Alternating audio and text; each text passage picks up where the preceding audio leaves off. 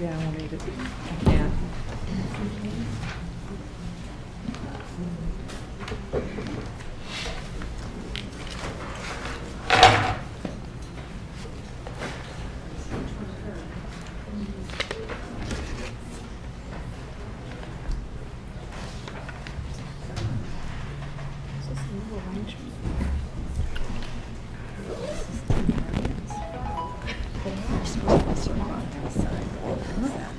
They're not very good people. That's a good thing.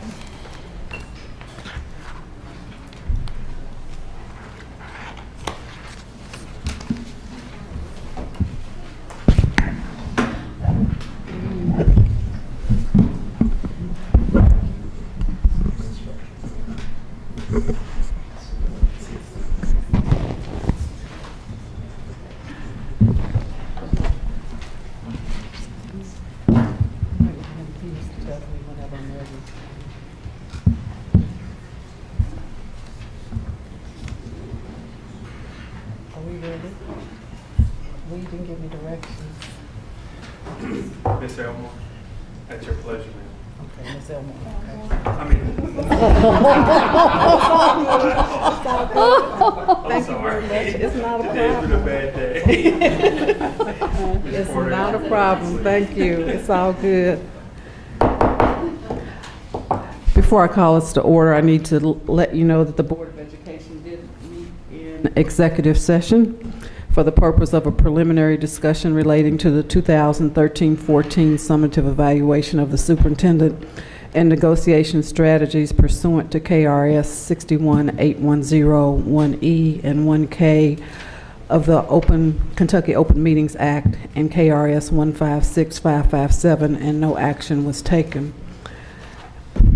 So now I will call us to order. At 6 o'clock, the Board of Education met in executive session for the purpose of the preliminary discussion relating to the 2013-14 summative evaluation of the superintendent. And we are welcoming you now to the June 23rd Jefferson County Board of Education meeting. We had a work session prior to this 7 o'clock meeting concerning our response to the management performance review conducted by the Auditor of Public Accounts, and a work session to discuss our strategic facilities usage plan. Please join us in our traditional moment of silence, after which we will stand for the Pledge of Allegiance, and then Ms. Haddad will read our vision statement. So at this time, would you please join us in the traditional moment of silence?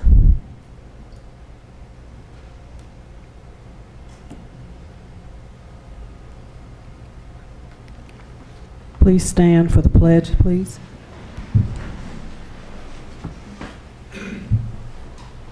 I pledge allegiance to the flag of the United States of America and to the republic for which it stands, one nation, under God, indivisible, with liberty and justice for all.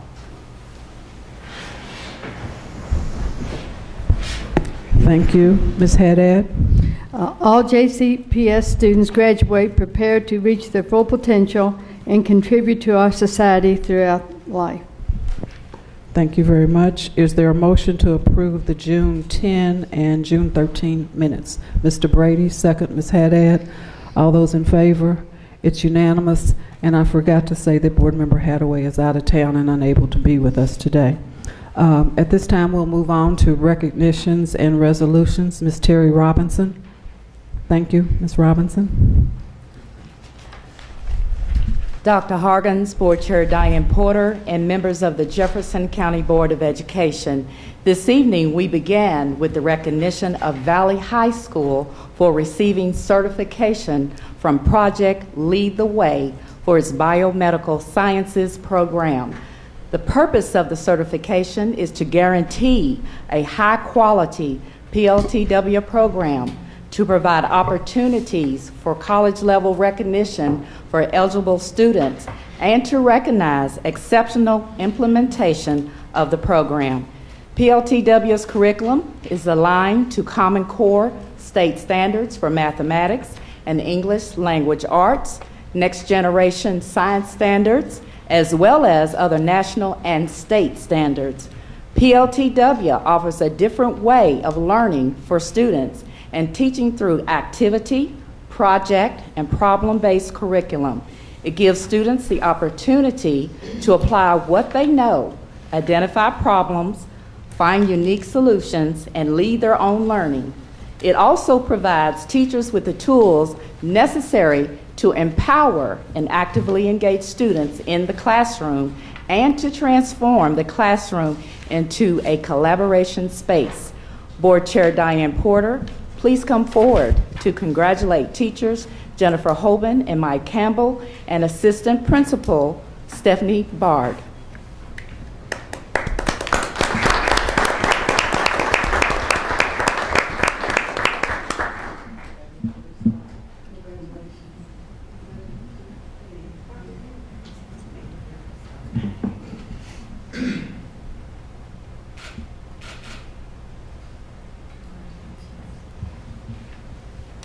Next, we are proud to recognize Jeffersontown High School for receiving accreditation from the National Institute for Metalworking Skills for its machine tool program. The accreditation is the result of a rigorous examination that determined that Jeffersontown High School's machine tool program meets the quality standards established by NIMS on behalf of the nation's precision manufacturing industry. The purpose of the NIMS national accreditation is to advance the quality of academic and industry training programs as part of a national endeavor to build and maintain a globally competitive workforce. Board Member Chris Brady, please come forward to congratulate Principal Dr. Marty Polio.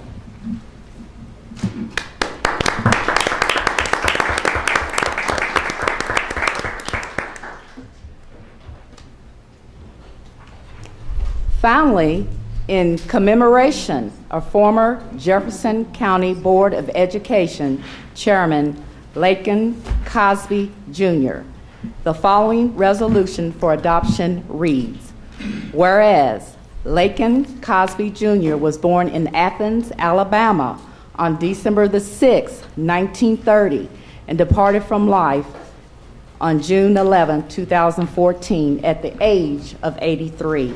He was the eldest son of 14 children born to Lincoln and Maud Cosby, and is survived by his loving family, including Barbara, his devoted wife of 30 years, and his 9 children, 6 grandchildren, and 12 siblings.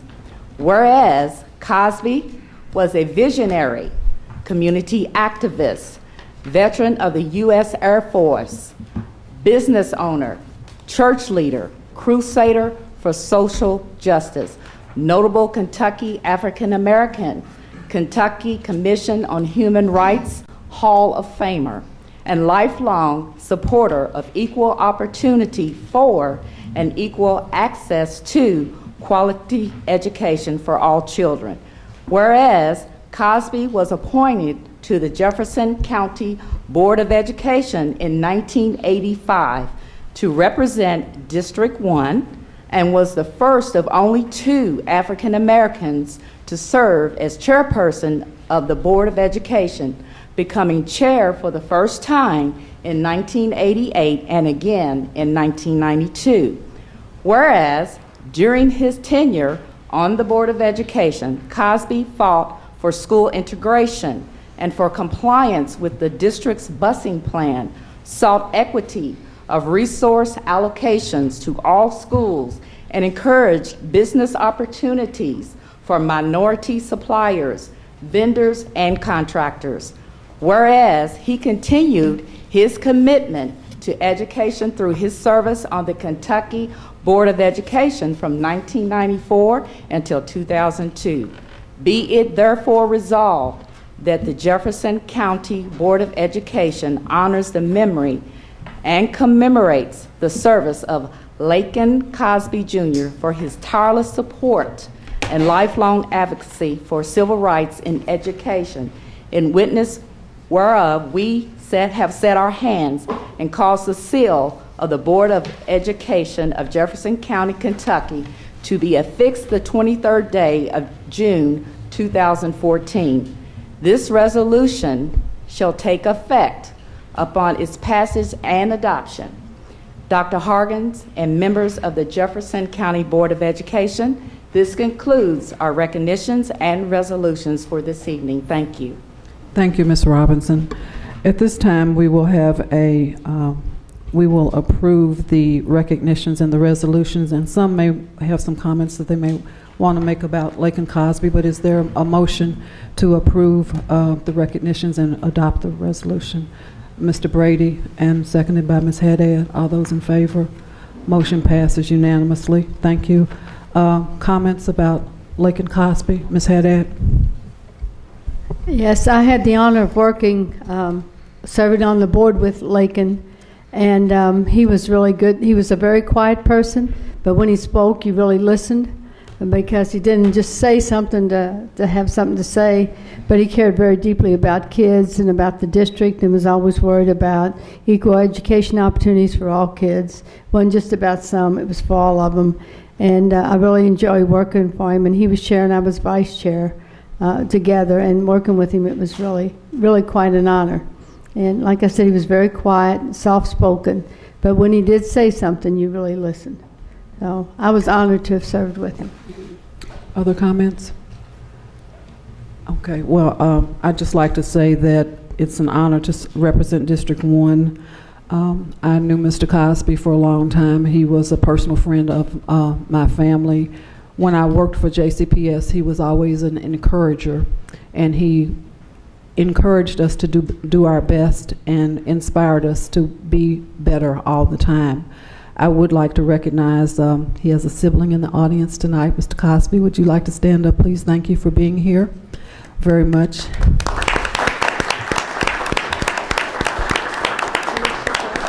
I would also like to say that today I spoke with Mrs. Barbara Cosby and made her aware that we were doing this tonight, and I sent a text to his son, the Reverend Dr. Kevin Cosby, to make him aware that we were doing this tonight.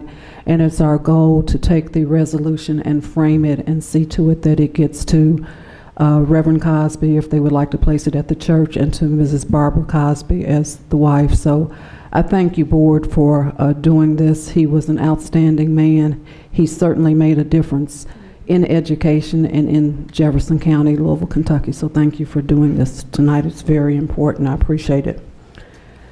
We will now move on the agenda, and the next thing we have is our consent calendar. Are there any items to pull down on the consent calendar? Mr. Brady?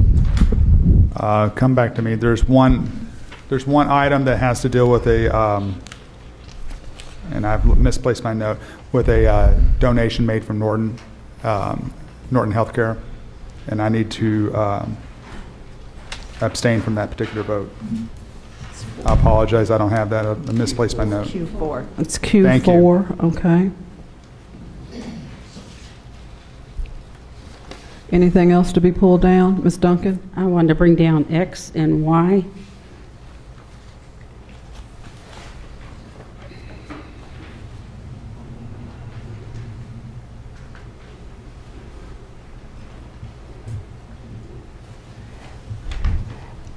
Anything else to be brought down? Okay, Mr. Brady, you just want to simply abstain from voting. Is there anything else that you need to say about your item? Just that in regards to this particular item, I request that we vote on it separately. I feel the need to abstain from this vote because Norton Healthcare is my employer, and this is a donation for, I guess, a $150,000 grant. But even though it's a good thing, I still need to, for the essence of transparency and conflict of interest, I need to abstain. Okay, thank you. Item X, the acceptance of the district facilities plan, hearing report and amendment to the district facility plan.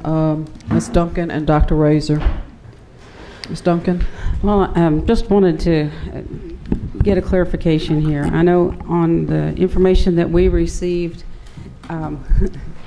it was stating that Valley is a 9 through 12 permanent, is listed as permanent center, and Wagner is a 9 through 12 as permanent center, and Myers 6 through 8. And my question is, shouldn't that show up somewhere in there that we're including 7th and 8th grade at Valley, or we're including 7th and 8th grade at Wagner, or? It should, and I'm checking into that. I received your email this morning about that, and I'm looking to see if it is a delineation, since it was last year's plan, that we go with how things were last year, or if it is something that needs to be amended. But I am finding out the answer on that, because I agree, if it does need to be amended, it should be.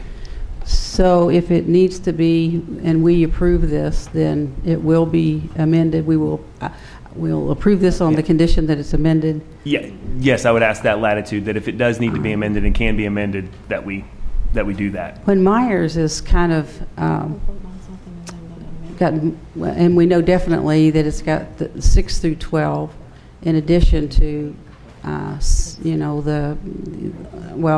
other students that will be there pre-K and that. How will you designate? How will you list that school? Will it be like a P through 12, or? I believe that's the only way that you could list it is as a P through 12. Okay, all righty. I just struck me when I saw it. Thank you. Okay, and I'm going to pull X down to vote separately on that. And your next item, Ms. Duncan, is Y, the approval of the proposed 2015-16 school calendar. Yes, and I will just need a little clarification. In the calendar, do we have time designated for counselors to be able to make the trimester change in February and November and February on there, or are we not worrying about having that time for them to make those changes? Those changes were not brought up, and there was a counselor on the committee, so the committee went over this particular calendar twice, and that did not come up. So I don't believe that it was considered. Okay, so if they didn't communicate it, it must not be an issue. It is just it's a fast turnaround from trimester one day to next trimester the next day, and it's a fast turnaround for everybody to get schedules and all that stuff ready. So I assume they've thought of that and they have that set up. How about the alignment with spring break in nearby counties? Yes, ma'am. Are we all aligned? It's aligned with nearby counties as well as the KEA conference. All right. I certainly hope on this calendar that we can, no matter what weather event pops up, short-term weather event that pops up, that we can maintain this calendar and not have to call a meeting as soon as there's a weather event and say, now how are we going to change the calendar? I think there's we've designated some days in there for, that we have some options on that we can use first, and then we have all those days listed at the end. And parents just need to understand not to make any vacation plans until after that last day that we have listed on there. And I think it's pretty clear. So I appreciate the work that the calendar committee did, and I'm sure if the counselors have an issue with that, they'll let you know. Thank you. The calendar committee was very deliberate with the 14-15 and 15-16 calendar. They took this winter in mind quite a bit, and we looked at what made sense, and also, to your point, what was the least editable calendar we could put out. So we tried to get something that's very straightforward and that suits families, but also suits our need if we would have a bad winter. And you were still able to keep the parent-teacher conference times in there for families, so that was important too. Thank you. Thank you. Thank you. Ms. Smith just informed me that we had a speaker on the consent calendar. So, Mr. Kevin Baird, if you're here, if you'd like to come to the podium, please. Thank you for being here tonight. You have 3 minutes to address the board. At the end of 2.5 minutes, you will hear a ding, and then after 30 seconds, you will hear the bell twice. Thank you very much for being here this evening. Okay, thank you. Good evening, Jefferson County board members. My name is Kevin Baird. I'm the Assistant Director for the state of Kentucky. I'm here tonight as a representative of AFSCME Local 4011, representing the classified employees. As you know, negotiations were completed in the summer of 2012. Since that time, the members and local union officers have worked very hard to help the district move forward for the betterment of the students. Unfortunately, the relationships we feel has declined. The union has supported many of you over the years as you have come to us many times in the past asking for support in your re-election efforts.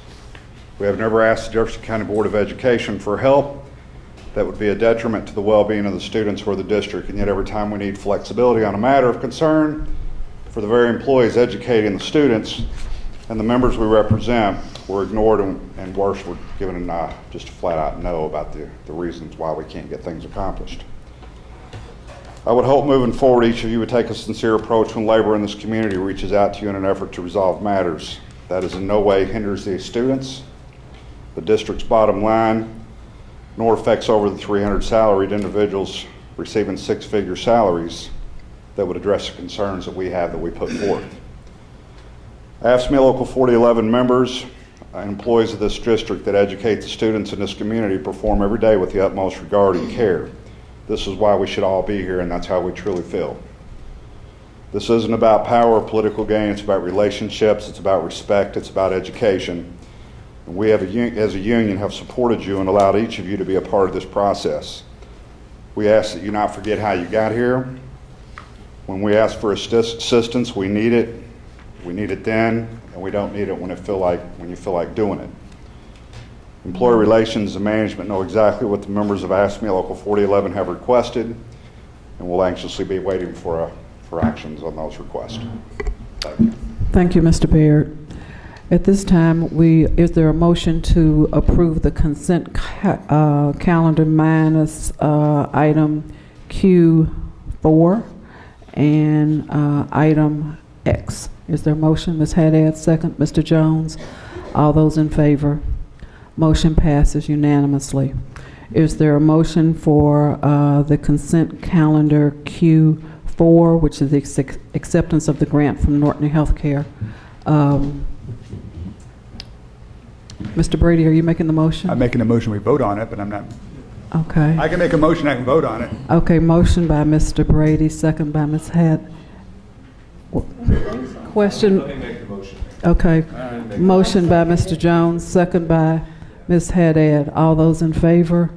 All those in favor are Haddad, Duncan, Westland, Jones, and Porter. And Mr. Brady abstains. Is that correct? Okay, then item X, which is the acceptance of the district facilities plan, hearing report, and amendment. Is there a motion for that? Ms. Haddad, second. Ms. Westland. All those in favor? Mr. Brady, Haddad, Duncan. Are you Duncan, Westland, Jones? Those opposed? Porter. Thank you. Does that take care of the consent calendar? Take care of everything? Okay. Moving on to action items. Go ahead. Apologize if I missed this, but did item D get removed? Get pulled back? Organization chart. The organizational chart, it was amended. There is still a part of it. Okay, so part of it is in and part of it is out. Okay. That's correct. Fine. Yeah. Am I correct? That's correct. Okay. Okay. Thank you.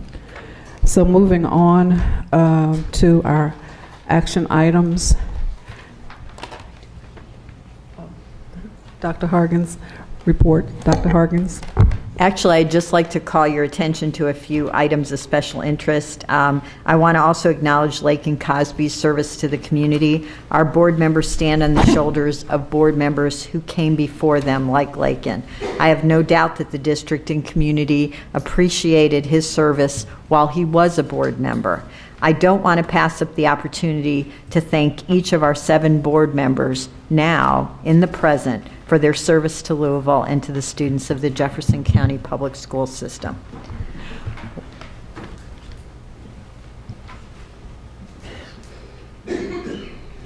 What I also want to do is we have some new principals in roles, and I want to make sure that we're putting faces with names. Jack Jacobs was named the principal at Bloom Elementary.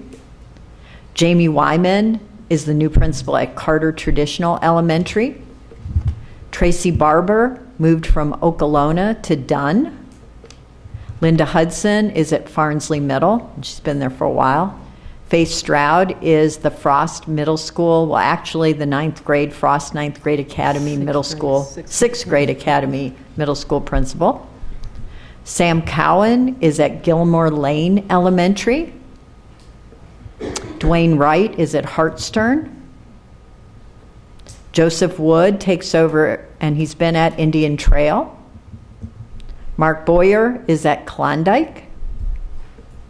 Austin Elaine took over Low Elementary. Justin Matson is at Middletown Elementary. Kimberly Harbolt has taken the helm at Seneca. Linda Downhauer is the new principal at Tully Elementary. And I also can't pass up an opportunity to talk to you about the wonderful work of Louisville Linked. We now have 29,198 students as of this last month that have benefited, with 53,990 needs being met. And every month that number has gone up. So the connection of needs with students has been amazing this year. Thank you, Ms. Porter, for that opportunity. Okay. I think we have to vote to approve your report. Is that correct? Sure. No? Oh, the superintendent's report? No. No. Okay. So now we're moving to the action item, and the first action item on our list is the approval of the 2013-14 board summative evaluation of Superintendent Donna Hargens. And is there a motion? We can have, there's discussion first, okay. Discussion. Motion, then second, then have discussion. Is there a motion? Mr. Jones, is there a second? Ms. Haddad, discussion. Ms. Westland. Okay, I'll go first. I want to comment on the process this year. I thought our evaluation went very, very well. As people watching know, we do some of this in a closed session as the law allows, and we have very meaningful discussion about accomplishments and about things that we would like to see more emphasis on next year. And it was a great discussion, and I think we've come up with a very good evaluation document that can help guide you, Dr. Hargens, and your staff through this year.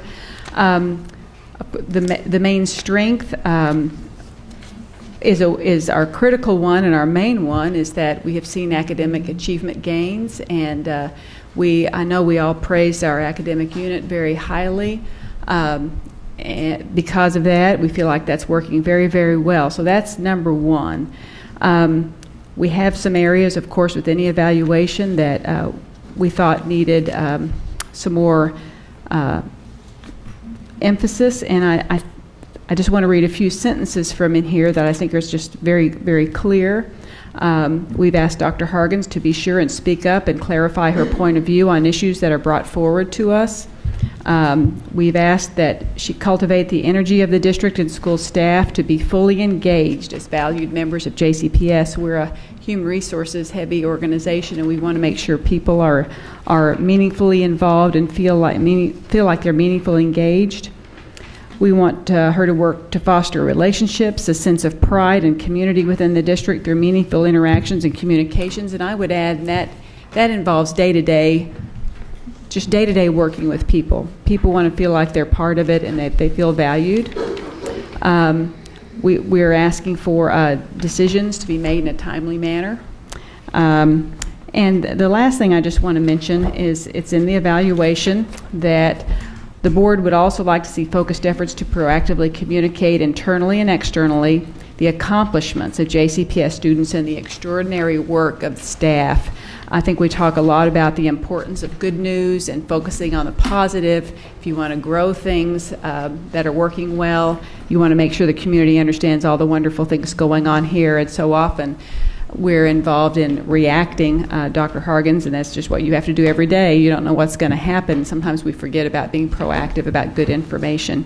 But we want to definitely applaud you for your great work and your intensity at this work, and just ask you to focus on the things we've brought up and talked together about where there can be improvements. So those are my comments. Other comments? Okay, I'd like to spend just a few minutes to so everyone's clear about what the evaluation looked like. The performance objectives for Dr. Harkins this year were to improve student achievement, develop capacity within the organization, and continuously improve the implementation of Vision 2015. And we were most excited that the work has been done, and the summary of the evaluation clarifies a lot of what we said. The board praises Dr. Harkins for the work that she has led over the past 3 years. We recognize Dr. Harkins devotes extraordinary energy to making the Jefferson County Public Schools the best urban district in the country. The board directs Dr. Harkins to the performance objectives for 2014-15, which Ms. Westland has outlined. We ask her to develop her leadership influence to engage the internal community of the Jefferson County Public Schools and build pride in being a vital team member. It's also important to note that this is the last year that we will use this particular evaluation instrument, because the Kentucky Department of Education is coming out with a new superintendent evaluation process that we will use next year.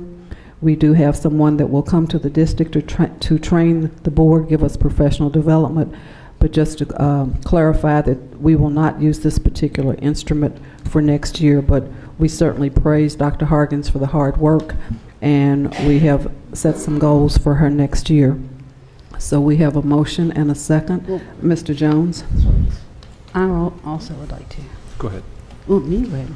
Okay. I just want to make a couple points. First, I want to echo what Ms. Westland said and compliment and thank all my colleagues on the board. I think the review process, the evaluation process that this board does is, I think it's really the best I've ever seen on any board in terms of candor and honesty. And a lot of that, I think, reflects Dr. Hargan's own openness and ability to listen and interest in hearing honest truth. So, but the board members really do a good job on that. I think the community should take comfort from that. Second, just speaking again from my personal perspective, I appreciate greatly Dr. Hargan's willingness to reach out to others and to bring in impartial external resources. The magnet school reviews was one example since I've been on the board. The state audit was another. And informal work that's going on right now between CFO Hardin, Dr. Hargans, and some of the other finance folks with, again, an informal advisory group of chief financial officers in the community, I think is a really good example of the kind of above and beyond search for impartial external input that I appreciate very much about her leadership, and also the team that is all working together and open to that. So thank you all. Thank you. Ms. Duncan? We didn't talk about all of the accomplishments of the district that Dr. Harkins reviewed last board meeting, but I think it's, there are things that are just so worth noting. You can't deny progress moving from 9th in the state to 32nd percentile, which we still want more, but 32nd percentile is quite a jump. And our graduation rate this year, 80.1%. That's the highest that I remember our graduation rate being in this district. So 52% of our kids, college and career ready. That's also the highest, and it accelerated and reached that level really pretty quickly. So we're aiming for 85% college and career ready by 2020, and it's all possible. We can see it, that it can come. So, I mean, the 90% goal, 90% graduation is what the goal is ultimately for 2020. So we're moving in very positive directions. But I think one of the things that we have to keep in mind, that we have to have certain things in place to sustain this kind of growth. And the things, we're really good at mechanical things, of getting things set up, and our resources this year are really good at, we've done, I think, a really good job of directing resources into schools and to giving them adults that can work with kids where they're most needed. More adults than in some buildings than other buildings, because that's what the need is.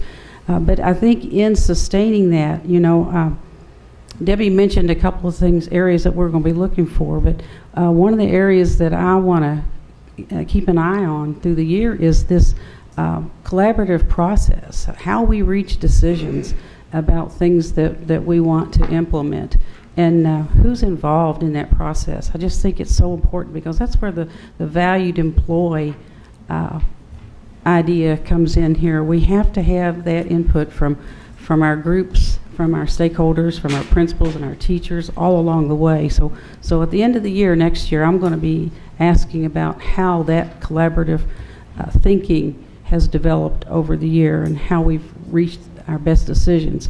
And then I just want to emphasize again the thing that Debbie said about our news. We have such great news that needs to be out there to the public. And sometimes we have some bad news, and we can see the bad news coming, but if we give it the context that it needs, then it's understandable, and the public can accept it. And I just hope that over the year, I can look back at examples of times where we have jumped ahead of the news through whatever means, because primarily our people get their information. So many of the people that I talk to get their information from TV and radio and the newspaper still. So I think we've got to do a great job of trying to get our story out there before our critics get their story out, and then we react to trying to defend ourselves. It's too late at that point. So I'm really looking for those two areas, especially for us to put these things in place that will help strengthen us and sustain the kind of growth that we have right now, and maybe even accelerate it a little bit. But thank you, Dr. Harkins, for, I know, the commitment that you have to the district and your presence throughout the district. I know we all very much appreciate that kind of commitment. Yeah, I think everyone has really touched on the important issues.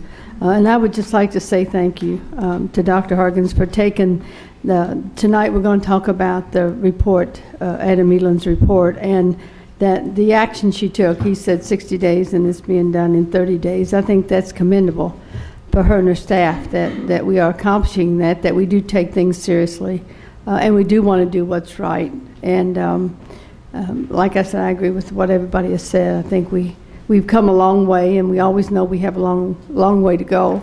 But thank you for staying the course and giving it all, your all, and in the community too. And now we just have to work a little more inwardly, and we'll get where we need. We're going in the right direction. So thank you very much. Okay, we have a motion and a second on the floor. All those in favor? Motion passes unanimously, and Dr. Harkins has some comments that she wants to make, and I also want to say that for the third year, Dr. Harkins has informed us that she does not want to be considered for any additional compensation. So that's the third year that she has done that. So Dr. Harkins. Thank you, Chair Porter. Carl Sandburg has said that time is the coin of life. This board has invested a significant amount of time in this evaluation process, and I agree that it has been very thorough, with a total commitment every day to moving this district forward. So I want to tell them that I appreciate the feedback and certainly the opportunity to work as a part of this very impressive superintendent board team. Thank you. Thank you. Moving on the agenda, we will now move to the response to the management performance review. Dr. Harkins. Thank you. And Ms. Harden is going to join me in this review.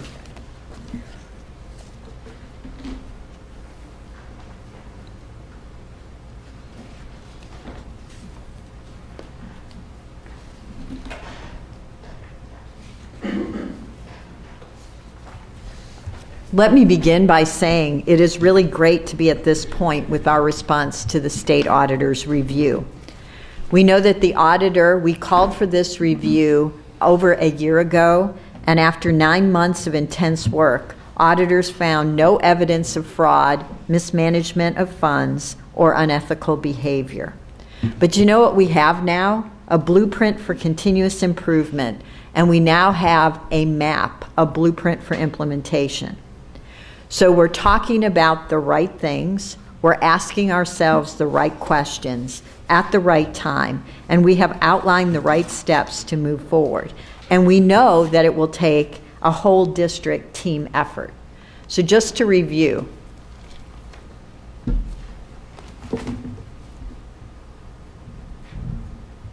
can we move it?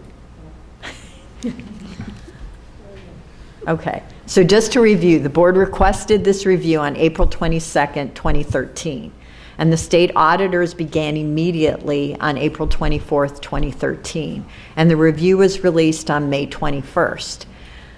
There were 45 findings and 219 recommendations. So during the work session, we did an update to the board. So really, instead of a 60-day response, it is a 30-day response to be delivered to the state auditor. So as of June 20th, we have reviewed 100% of the recommendations, and what you'll see in the document in the spreadsheet are specific actions with specific dates and timelines in order to accomplish the work. So we have, as I said before, an implementation blueprint, and 30 of the review recommendations are complete. So when I talked about the series of 3 years, I talked about year 1 being strategy, year 2 being structure, and year 3 being about action. Since the moment we received the report, actually this team and this district has been in action. So I want Ms. Harden to talk about how the actual audit review report is broken up. The report is broken into what they call 6 chapters, benchmarking and comparative analysis. There was 7 findings on that particular item, and there was 32 recommendations. As you can see on the chart, governance, which is the board, would be 3 findings and 10 recommendations. And in parentheses, those are the findings numbers that you could actually look on the report. So, for example, contracting, if you wanted to see the 5 findings, then you would go to finding number 11, 12, 13, 14, and 15 on the Excel spreadsheet, which is part of the response.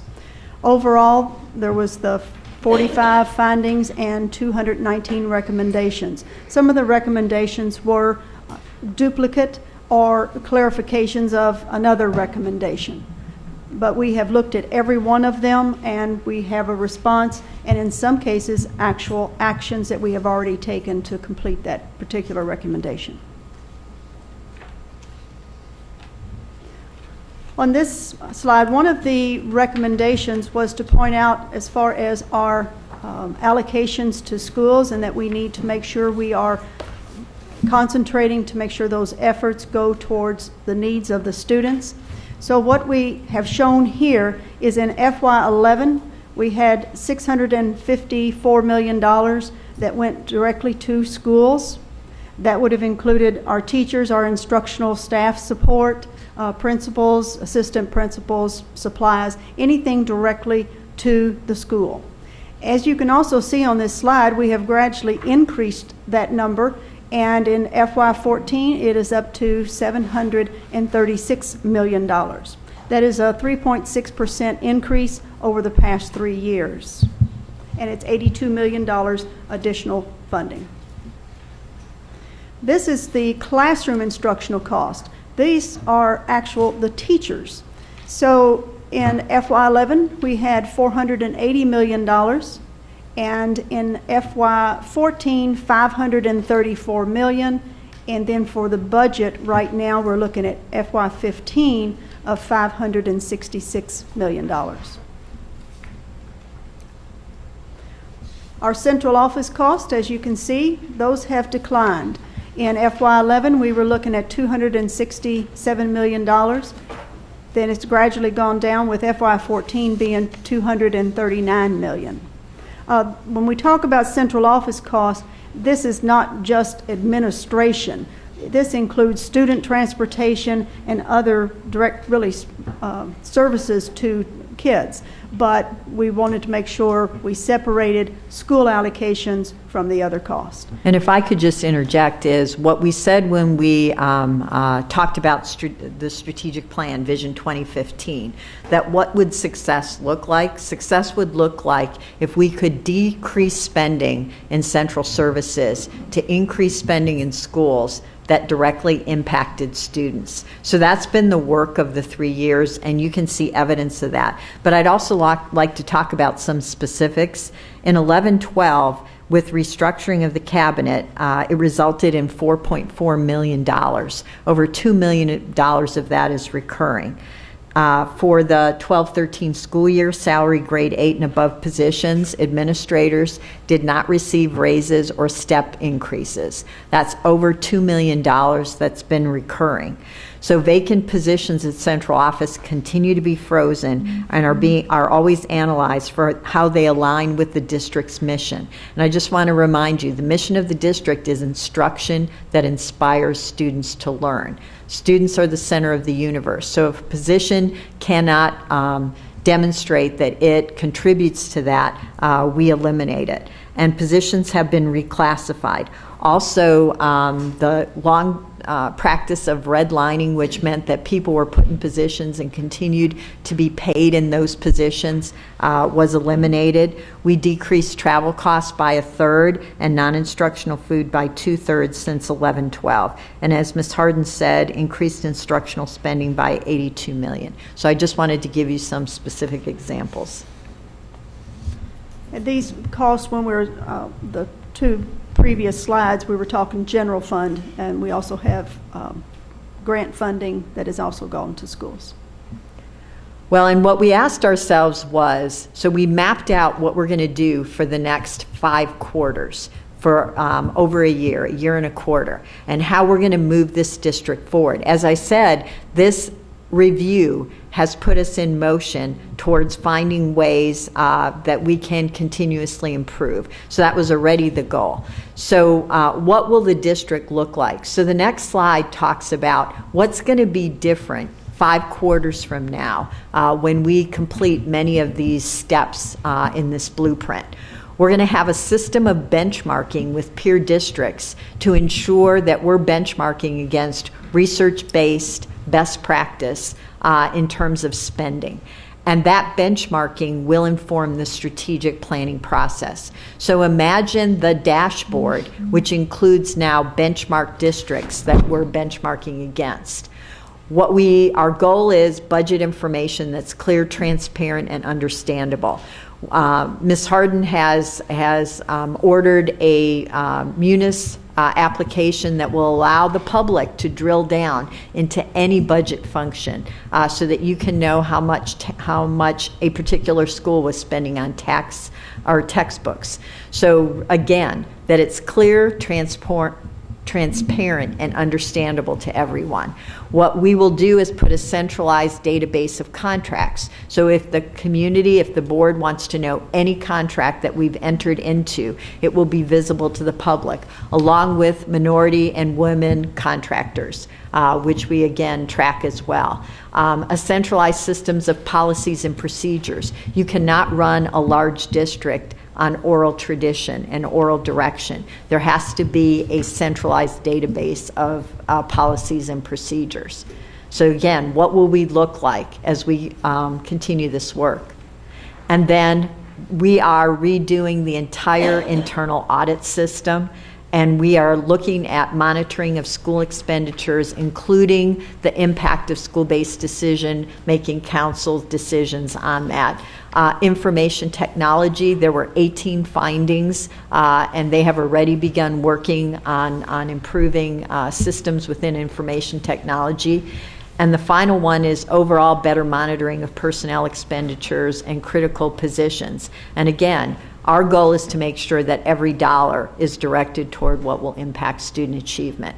So where we are now, again, at a really good point, in terms of actually having a blueprint to move forward with implementing the actions of the auditor. And it's exciting about where we'll be in 5 quarters. So what we're doing is asking the board for approval for the plan, the implementation plan that's on a spreadsheet, and also approval to send the cover letter that describes the sheet. Questions from the board? Mr. Brady? I just want to compliment the superintendent and the administration for such a fast turnaround time on this. I know some of this is dictated by board meeting times, but the administration has really put just put a lot of effort into this response, and you will see that if you were taking a deep dive look in there, there are some things, especially in the IT side of it, that they'll see the administration says they disagree, and that is actually okay. These are recommendations; these aren't orders. And in some of these areas, it is actually appropriate for us to disagree because there are certain idiosyncrasies of our system and some implementations and some updates that we've performed on our IT systems that actually would make it very difficult if we were not to, if we were just to agree to some of these recommendations without a thorough analysis. There are some things in here that were troubling as far as the initial audit, and now I actually say the response from the audit. I was really surprised to see that the audit took a look at how our administration looked at 3 years ago and hadn't seen really, or hadn't taken into consideration some of the changes that the superintendent has implemented. And I think you're going to continue to see more improvement within this administration, and that you can kind of see the beginnings of that right now with the fast turnaround times. But again, I just want to compliment the administration and her staff on such a fast response to this. Okay. Any other speakers? Questions? Is there a motion? Oh, Mr. Jones. So first, I want to echo the thanks for the effort that went into this. I don't expect the whole, all of the public or even the hardworking press to review the 45-page spreadsheet, but I think it is important to call out that each one of the recommendations has a response to it. The vast majority accept the validity of the point, and second, call out action to be taken, when the action will begin, and the date by which it will be completed. So there are several, as Mr. Brady mentioned, where we disagree with the auditor's observation. That is stated plainly, and that is totally legitimate. So I think the response is a great starting point, as Dr. Hargan said, for some really, really good work to move us to the next stage. Second, I want to just ask a couple of clarifying questions, and I wonder if there, Kathy, is there any way you could pull up those charts again with the, the bar charts? Because, one of the things I think that really got the districts and the community's attention was the comparative observations about how much money JCPS spent on central office versus schools. And Ms. Harden, you went over that, but I just want to make sure that I understand it right. So, you showed us here that we increased spending over a 4-year period, over a 3-year period, by about $80 million in the amount that was being spent within the school. And then if you could skip ahead, Kathy, to the next one. We reduced the spending in that period in the central office costs by, what is that, $130 million. And I think if I heard you right, you said that the percentage of spending between the last year that the auditor called out, which was 2011, and 2014, the percentage of spending in the schools rose from about 72.6 to 76.2%. That's right? correct. So we moved about 3.6% of our total spending, and that came from things like the goal clarity coaches and who were moved from central into the schools. I think what else was there? The assistant principals for Assistant elementary schools principals is one, yes. And the freezes and not filling some open positions. So all that together moved a considerable amount of money, about $84 million, into the schools over that time period. One of the things I want to make sure people understand is the auditor had talked about 53% of expenditures being in the school, but we used a different denominator, I think. Can you explain that? Yes, the auditor used all of our funds, and what I have used is the general fund, which is the main dollars that actually go into schools for staffing, for direct instruction for the classrooms. We have other funding sources that are called special revenue. Title I is one area. That also includes some teachers as far as helping with children at risk. But it also includes like Title II, which is teacher quality. Mm-hmm. And it includes nutrition services. So when we talk about our expenditures directly to the classroom, general fund is a more appropriate denominator to actually use in our analysis. And the other costs also include the building and the bonded real estate costs, right? Correct. So there's some other accounts in there. So really what you have done in your response is sort of sharpen onto the general fund, and you suggest that's the metric that the board ought to focus on going forward as we think about how much we spend where. Yes, absolutely.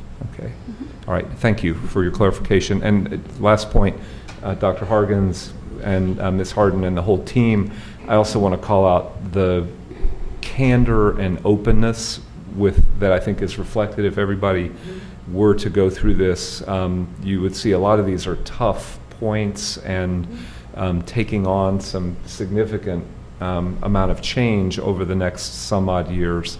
But I do think the spiritness of openness to hear the auditor's observations and to act on it is something I want to praise. Thank you. Ms. Westland and then Ms. Duncan. We always think of other things to say when someone else talks, and we want to talk some more, so talk some more. And I just want to, the staff has been complimented over, working on this response, but you also spent a year with auditors in your office, in addition to our regular annual external audit going on. And this whole process of putting more resources in schools and reorganizing that really supports academic achievement has been going on, Dr. Hargan, since you came here, responding to the organizational audit, which really started the whole divesting of some of the centralized school services to the school. So this has been kind of another step. And so it's been a lot of time been working on reorganization and honing, and gosh, everybody's been working so hard on that, and it's reflected in achievement, which I mentioned in the work session is really the indicator we need to be watching. We need to watch where money goes, but if having somebody who works with a lot of schools helps their achievement go up, but they can't be counted as a school-based person, we can't get over worried about that as long as achievement is responding. So I wanted to mention that. I also wanted to remind everybody, and we've done this before, this audit didn't uncover any fraud, but it really uncovered a pretty solid organization that with some continual improvement can be even better. We have a really solid financial staff led by you, Cordelia, so we really appreciate that. And operations and academics and all of the departments that were looked at really hard. You all came out really well, and you've taken it and you've responded, and you're focused on continuing and improving, and that's really great. And I just want to appreciate that. Ms. Duncan? I would like for you to explain something a little bit to everybody. When we were benchmarked against 5 schools, or 5 districts, 5 other districts, were those of our choosing? No, those particular 5 were not of our choosing. There are two of the districts that we do use. Charlotte-Mecklenburg is one of those, and Austin, Texas, we use that district also. The recommendation was actually that we should have a consistent group that we use, and it should be a smaller group. And we don't disagree with that by any means, and we will do that. In addition, what we intend to do is continue to use the 5 that they have recommended. However, what we want to do is add a few more that match us demographically, also to make sure that those districts are those that are high achievement. We think it is important that you don't just choose a district because of maybe the instructional cost percentages or the number of employees. You need to look to make sure you're looking at a district that is similar, like I say, in demographics, but even more importantly, what they have been able to achieve. We want to make sure that's the ones we are benchmarking against and be able to get those ideas. So again, and then if we make some changes, let's say after a while that we decide the 3 of those districts are not ones that it's worth us benchmarking against, then we'll make sure the state auditors and you as the board, you understand what our logic is as to why maybe we won't include them anymore.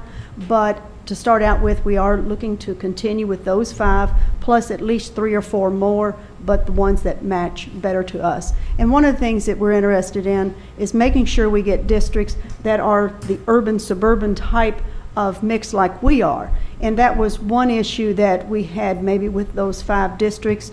2 of them, like I said, are in like we are, but 3 of them were strictly a suburban type district.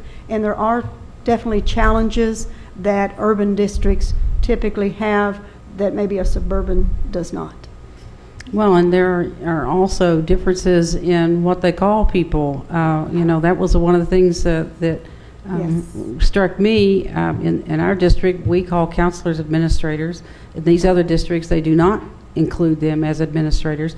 And so if you call counselors administrators, you can see how that inflates the number of people that you're referring to as administrators. Yes. Absolutely. That is, we know in several of the districts, counselors in particular are not considered administrators. They're in with the teacher classification. And in this district, counselors are considered administrators. So, yes, you're absolutely correct. Well, and also the laws that govern these districts and states are different than our laws, and the presence of they're on the influence of SBDM council on how we do things compared to the other districts makes us different in many ways, and we just want to be sure that we're compared to districts that have many similarities with us, that these are meaningful comparisons. But thank you. The SBDM would be one thing that is difficult to be able to find a district that compares, because I believe there may be one in the United States, but we certainly will search out to see if there's others. But you're absolutely correct. There are different laws, and SBDM is one of them as far as what decisions they're able to make versus what a district is able to provide as guidance. Thank you. Ms. Haddad. Yeah, I just want to say thank you to your team. How you went after it. Even on Saturday we met and talked about it right after it came out, and you just went to work and started saying, what can we do to be better, which is what you've always done. And I really appreciate it. I think there is one other state. I think the state of Washington is the only other state that has SBDM. And I don't think Texas has Common Core. So as you look at student achievement, you're going to see something different with that. So you have to look and see what the other factors are. And we always, when we benchmark, I know Bob would always tell us it's for best practice. Right. And we might use a lot of districts because we want to compare with one certain thing like PD and leadership. So we've taken a different approach, which I'm not sure that they understood. But we are looking at it and looking at everything. And I think we'll still continue to do some of that when there's a particular program that is happening in another district. You want to see how they have worked that program. Those type of comparisons are still going to happen. But This was a large exercise, of course, took a lot of time, but it is the efforts of all the cabinet and the staff. I mean, this is definitely not just one person getting this done. No. There was a lot of input, and it was enlightening. There were some things that we didn't agree with, but we took all of it as constructive criticism, and it will make us better. Yeah. Well, thank you, Dr. Hargens, for your leadership, and for everybody who took a part in it and who met with me on a Saturday, including our General Counsel, Ms. Miller. And it helped me to understand it better when you had looked at it and could give me the details instead of just reading through the report. So thank you for everybody for all your hard work, because it's not easy just to, along with everything else we're doing, to tackle it in 30 days. And I think that's great that we get it out to them right away. Thank you. Mr. Jones. Sorry, I just want to make real clear,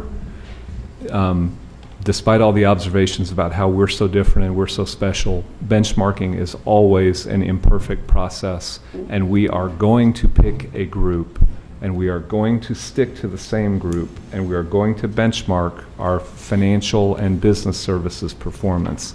That's what this audit was about central office spending in comparison. It wasn't about educational achievement. It was about how we spend our money on the different things that are controllable. And we are going to go forward and benchmark and continue this process, right? Absolutely. Oh, yeah. Yes. Dr. Hargens? Absolutely. Okay, thank you.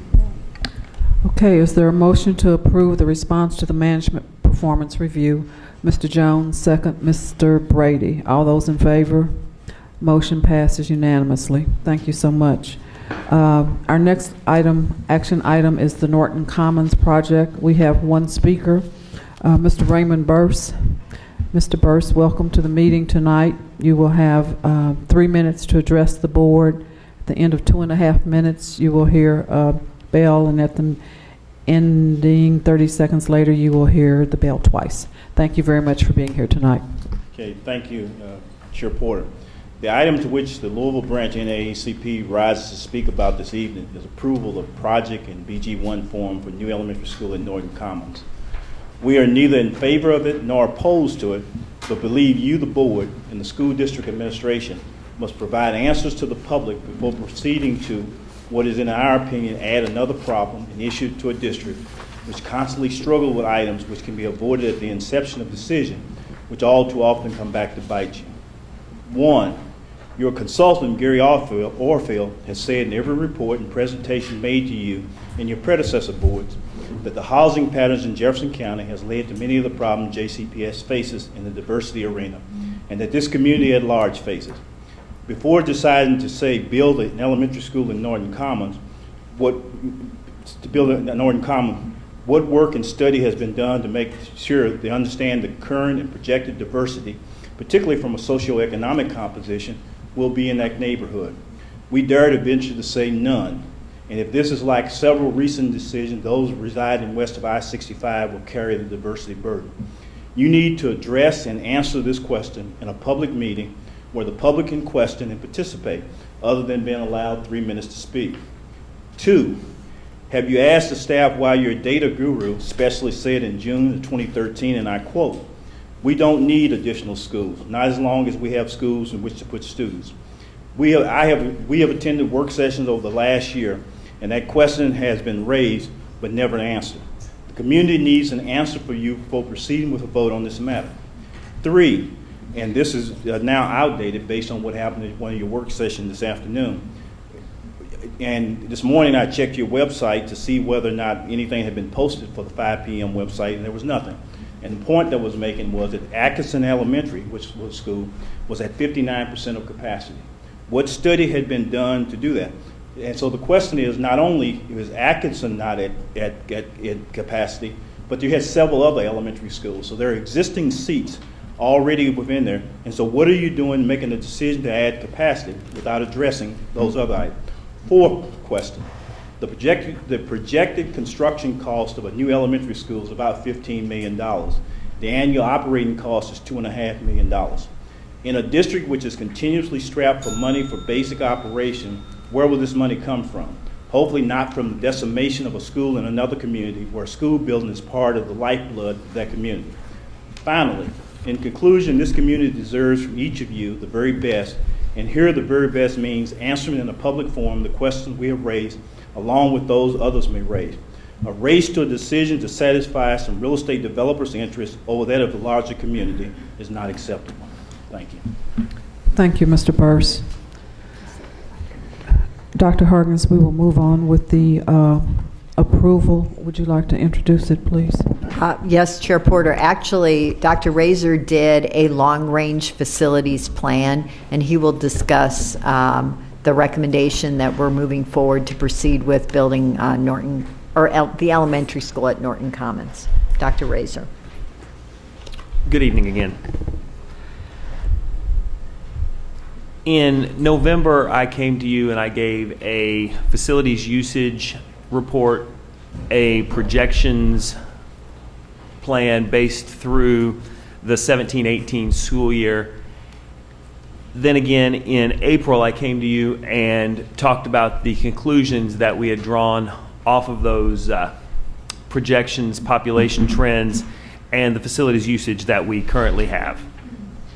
And then earlier this evening, I came to you as a representative of a task force with recommendations.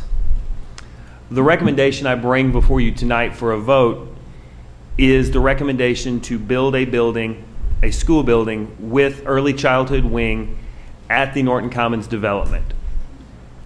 The reason for this is, as I told you earlier this evening, we based our entire report, we based it on 4 assumptions, but 2 assumptions that hold true to this recommendation. 1, that the current population trends will continue, and 2, that the 13 cluster system that we currently operate under has been popular with our customers, has been effective, and is something that the board wants to remain. Those are the assumptions that we made. Given those assumptions, our cluster 8, which we talked about this evening and recommended that Kennedy Metro School be moved so the site that was Alex Kennedy Elementary School could again become an elementary school, would ease some of the crowding in Cluster 8. And then in Cluster 10, where this was not a possibility, that we build on the land that was donated by Norton Commons.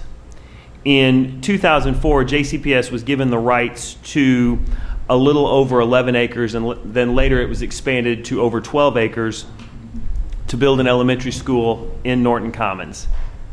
The acreage is worth approximately $5 million, and in addition, all of the major site work on the site has been completed. I'm trying to think if there's anything else that I need to tell you up front. I think I'd be open to entertain questions at this point, and if there's any other information that's wanted, I can provide that. Questions? Ms. Haddad. I know Bob Radowski he's not here this evening, but he was in that meeting also. Yes, ma'am. And knows the effect this would have on our student assignment plan. He's not here to answer it. Can you answer it? Or is Dina? I don't know if anybody else is here, but I think we would be in compliance. We would, and we would not be closing any schools. In fact, we're looking for more room to put early childhood and repurposing other buildings. So we have no intention of closing schools because that's, we're going to add wings to Atkinson and Maupin and to Stewart, I believe. So what we're doing is trying to find more capacity where we can serve more kids. The projection for our student assignment plan and our diversity index really would be, the projections they met would be an even projection, neither one way or the other. Yeah, so it would not go against that because we wouldn't do that if it was going to. But this in no way will take away from any other school, close any other building. No. This is just to have more capacity to serve more kids because it is growing out there in that part of town. Okay, thank you. Ms. Westland. Thank you, Chair Porter, and thank you, Superintendent Hargens and Dr. Razor, for preparing this agenda item. When I was elected in 2006, this was a proposal. That's been a few years ago. And at the time, there was a sense of urgency on the current administration to move ahead, but the board was not interested in doing it at that time, and rightly so, wanted to make sure there was a comprehensive facility review done, and with enrollment projections and population projections, which we have done, in my experience, for the first time in such a comprehensive way.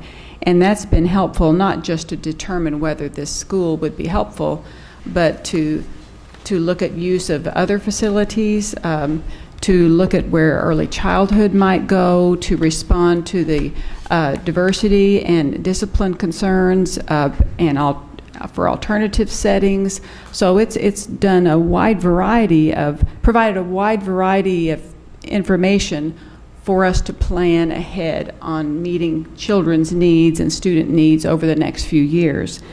The school at Norton Commons, we've talked about, wish we could have called it something else for a while, because it's not the Norton Commons School. It will serve the area around that community. It will, as you say, the assumption is that it would serve Cluster 10, which includes, see if I can get them all right, Norton, Stouffer, Nope. Middle. Stouffer, Yeah.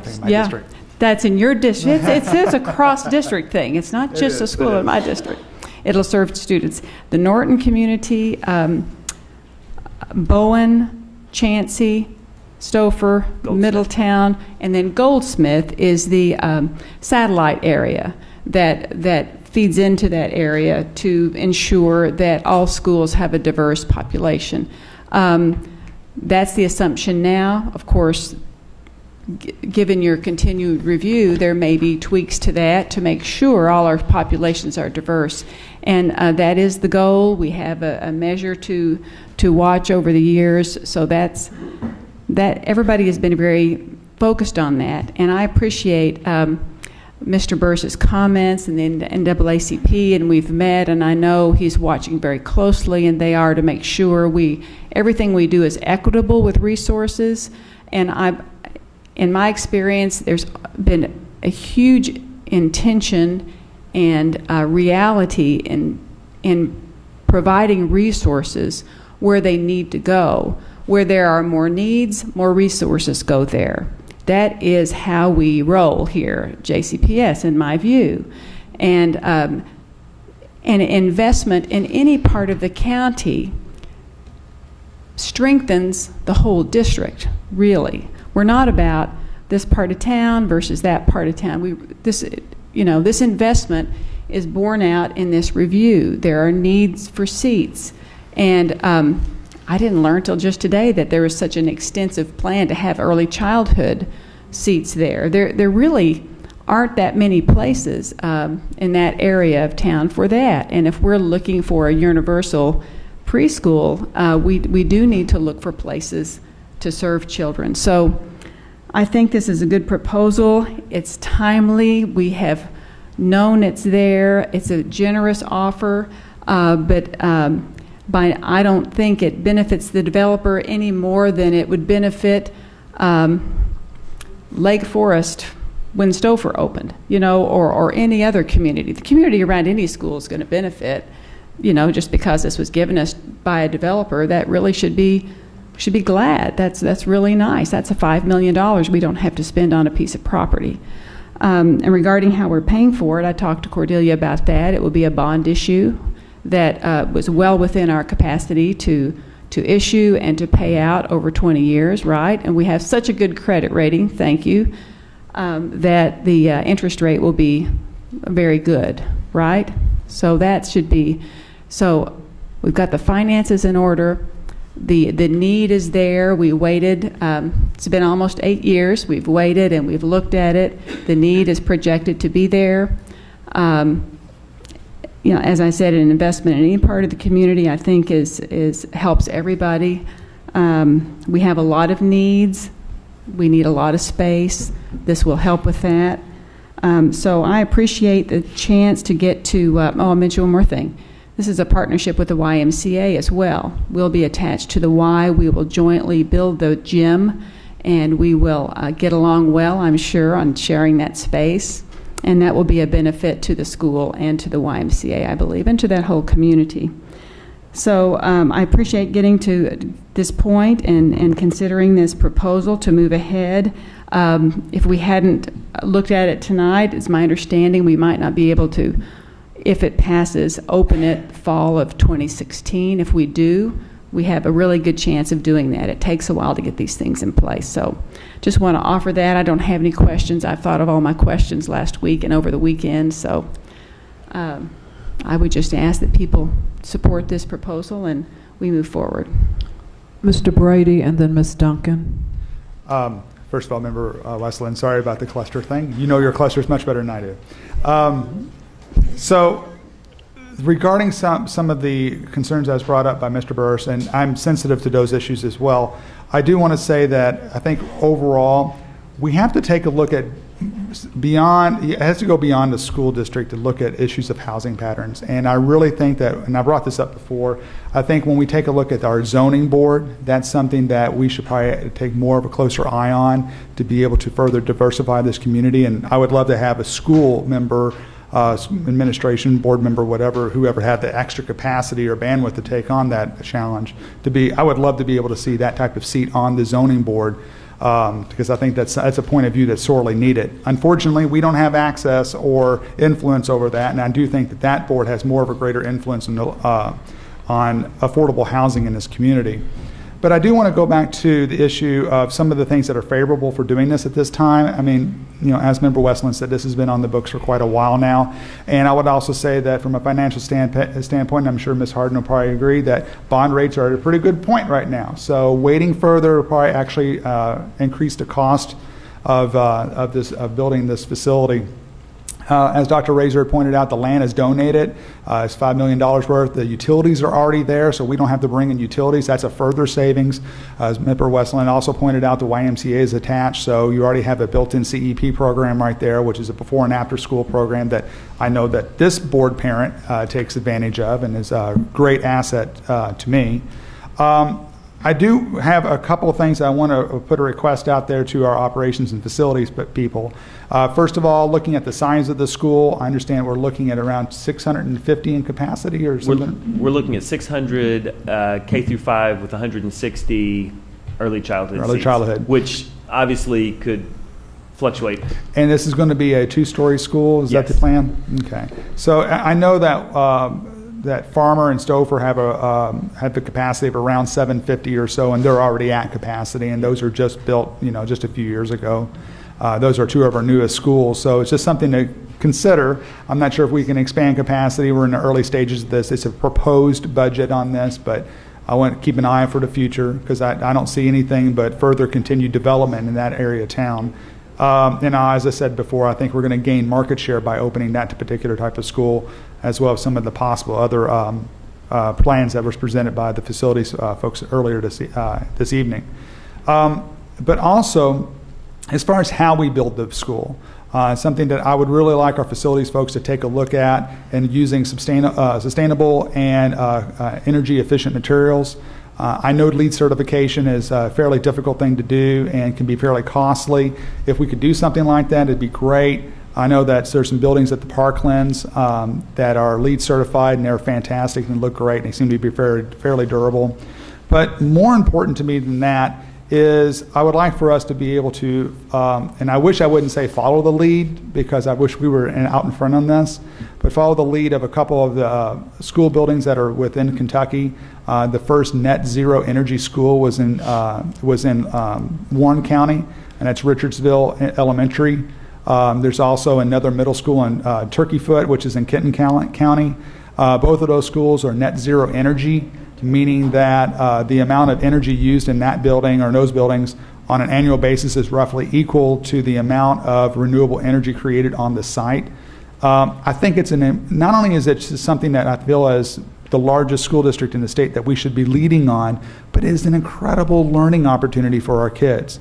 I'd love for our kids to know what solar tubes are and what geothermal heating is and how to keep sustainable materials in mind when planning whether or not they're going to build their next house when they get older, and those thoughts to be in their minds, things that I obviously never considered, even when building the current house that I'm in right now. I think that'd be a wonderful educational opportunity. I don't know if we can take advantage of some of the grants that are out there. I know Warren County got $1.3 million for their elementary school to offset some of these net zero energy costs. Turkey Foot got $2 million. And I know that was part of the Recovery and Reinvestment Act. But if that program is still open, maybe we should take a look at that. But I implore you to take a look at these facilities and keep the environmental aspect in mind. I believe there's actually an architect that's out in Norton Commons that is instrumental in net zero energy building. I misplace his name at the moment, but that's something, if we can take advantage of some local talent, I think that'd be great too, or at least consult with them or just have a conversation with them. So again, I'm fully support this. I think it's a great step that we're taking, and look forward to seeing how this will open up in a couple of years or 2 or 3 years, whatever the timeline might be. Ms. Duncan? Well, I just remember when Dr. Orfield made his recommendations, and we had to modify them a little bit, but his recommendations were basically to try and broaden our diversity guidelines, which we have done, and then take advantage of the diversity that already exists in the areas throughout Jefferson County. So I'm really not worried about how the school will meet diversity guidelines. I'm sure we'll adjust populations and enrollment in the way to protect the school and make sure that we are meeting diversity guidelines when it's in here.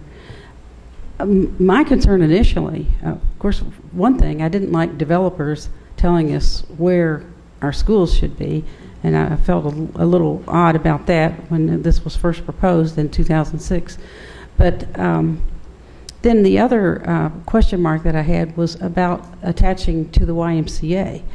And I just want to ask you, Mike, are you familiar with other models where the YMCA has been attached to an elementary school and this has worked well because you've got, you've got adult populations moving and student populations moving, and how do we make sure that we've got this secure for everybody? I am aware of other situations. I'm not that knowledgeable about them, honestly. However, what I do know is we're going to have a double airlock door between the two facilities, and during the school day or during school usage, there won't be commingling of adults and students. Two entrances to yes. The school under the YMCA. So and the gym is dual use. However, the gym will not be accessible during school days, and that was the double door thing. They have to unlock, we have to unlock, not. And actually, in Wake County Public Schools, I'm familiar with shared facilities like this, and the parameters are set when the buildings are used and which part of the buildings are used, and there really is not an issue because it's all set ahead of time. And I know use of the gym is still going to have to probably be something that we have to talk about because we have student activities after school as well. So I'm sure that'll be worked out in some way. But that had been my, my hesitation initially in this proposal. But watching the population growth that we've had over the past few years, we have to, especially in these areas, these two clusters, we have to respond with something that will allow for more space, and especially with the preschool ambition that we have to pull more in. So I really have no problems with supporting this proposal. Ms. Westland? I just have one question. I had talked to Mr. Brady a little bit about his interest in making sure we're very progressive on environmental issues in our current facilities and new facilities, and I think that's really appropriate. Dr. Razor, can you just touch on a few ways that in our newer schools we have been, because I know over the years I've heard, gotten tours and this is going to do this environmentally and this is going to do that. Can you just touch on some things? Because I know we're not without some examples of excellence in that area. We are. We are touching on many of the things that Mr. Brady brought up. We're using solar tubes. We're using photovoltaic. We have reflective roofs, which help with the urban heat island. We also, when available, we've investigated geothermal. We've investigated wind power. In some ways, we're limited through our utility, where Kenton County and Warren County have a much more liberal buyback policy from their utility company. And Mr. Brady had spoke with me about this as well. I think we need to, and anytime we're doing anything, we need to explore all options and any grants that might be out there, because as Mr. Brady alluded to, LEED certification can be very expensive and sometimes just cumbersome to get the plaque on the wall, while along the way you can do some really innovative and energy efficient things. Right. You might be doing the energy efficient things, you just may not have the LEED stamp on the school. Yeah. Maybe, when you assign the architect and move ahead, we could get an update on some of the things we're doing innovative to be ahead on environmental, because we really, everybody should be focused on that, whatever they build, and we want to make sure that the board understands. So that's another part of something we can explain to the community, and if we understand it a little bit better, we can spread that word. Absolutely, and it's so much easier to do it on the front end of any project than to go back into I know Manual High School has been looking at some solar panel things, and to retrofit a building is a lot more difficult than to do something on the front end. I have a few questions. Yes, ma'am. Is there everyone else's questions answered? Okay. Did you say at the beginning of your presentation that when we build a new school that you pull people together in the room to talk about that? Did you say there was a meeting held with this was one of the questions I asked at a previous meeting. Once we decide we're going to build a school or acquire a new school or basically build one, what is the process? What is the first process for that to happen? Who comes to the table to discuss that? The first group that would come to the table would be the cabinet. Okay. And beyond that, Chair Porter, I have not been through that process here, so I would seek the guidance of people who had before. But it definitely isn't a process. Any process that I undertake isn't a process that happens in a vacuum. We will engage all stakeholders that seem necessary. Okay. Currently at Goldsmith Elementary, can you give me the diversity number there? You said that you would use Goldsmith as the number of, I guess those students would be would be transported to the new school that will be located in the Norton Commons area. What is the current diversity index at Goldsmith Elementary? I will need to defer to someone out of Mr. Radosky's shop. Miss Westland had brought that up. Dina's here. Dr. Doss is here. Okay.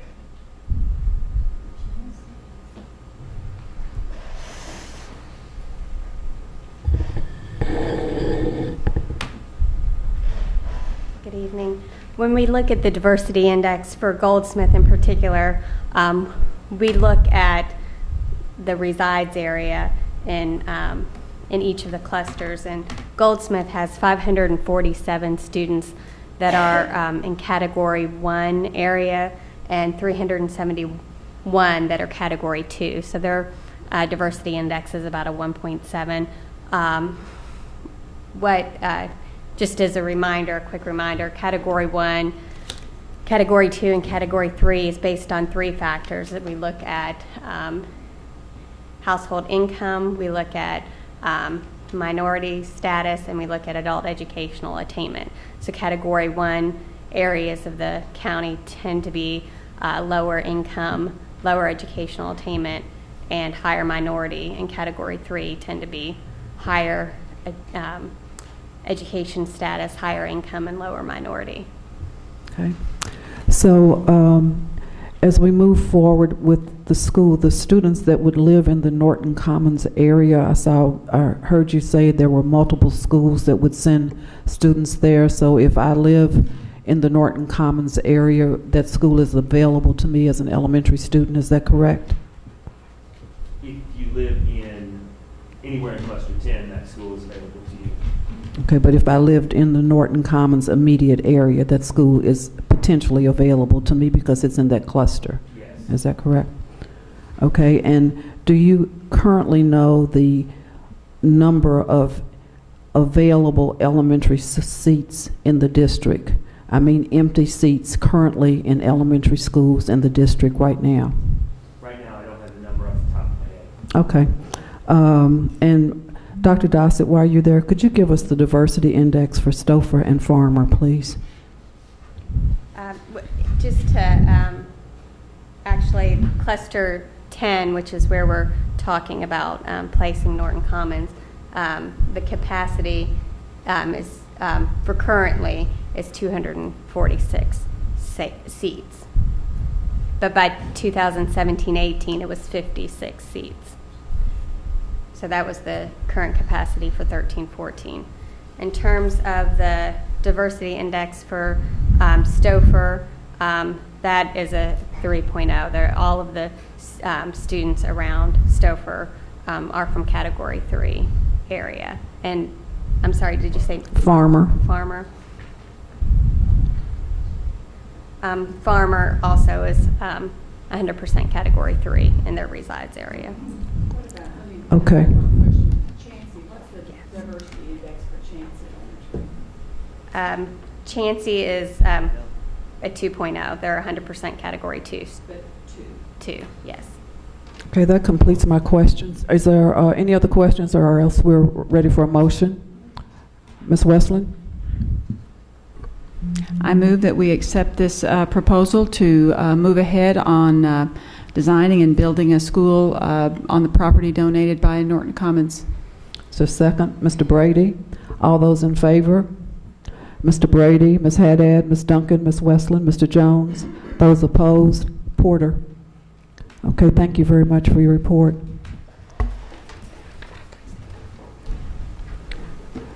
The next item on our agenda is the 2013-14 Board of Education discussion agenda plan and calendar. And Chair Porter, if I could just point out that at the next meeting in July, during the work session, actually the 4 finalists for the Districts of Innovation contest will be, for lack of a better word, pitching their ideas to the board. So that will be during the work session. And then we won't ask approval until August.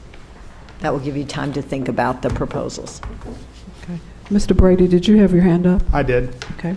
As far as the agenda calendar goes, I'd like to know when this board will be reviewing the policy regarding sexual identification, in particular the transgender policy.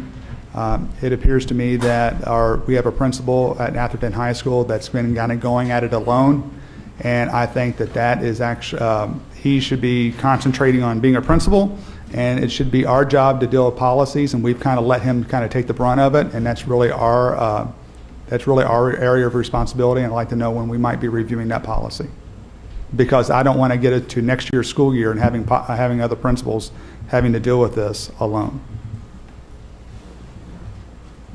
The Policy Development Committee hasn't made that decision yet, but it is on the agenda of policies yet to be discussed. As you know, we've got 93% of the policies that have been reviewed. I think that information came to the committee board earlier.